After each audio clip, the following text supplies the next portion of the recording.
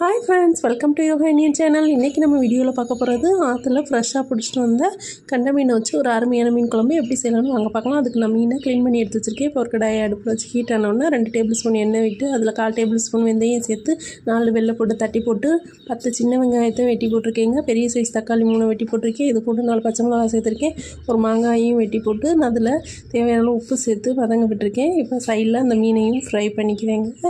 இப்போ வந்துட்டு இது கூட நம்ம மசாலா கரைச்சி வச்சுருக்க மசாலா தான். இந்த மசாலாவுக்கு நான் வந்துட்டு எலுமிச்சம்பழம் சைஸ் வந்துட்டு புளி ஊற வச்சு அதை புழிஞ்சு எடுத்துக்கிட்டு அது கூடவே 2 டேபிள் ஸ்பூன் தனி மிளகாய் தூள், 3 டேபிள் ஸ்பூன் தனியாத்தூள் சேர்த்து உப்பு சேர்த்துக்கிட்டு தேவையான அளவு உப்பு சேர்த்துக்கிட்டு அதை கரைச்சி ஊற்றி அந்த குழம்பு வந்துட்டு கொதி வந்தோடனே க்ளீன் பண்ணி வச்சுருக்க மீனை இதில் சேர்த்துக்குங்க.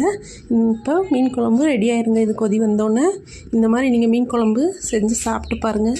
எப்படி இருக்குன்னு கமெண்ட் பண்ணுங்கள். இது வந்து ஆற்று மீன் குழம்புனால ரொம்ப டேஸ்ட்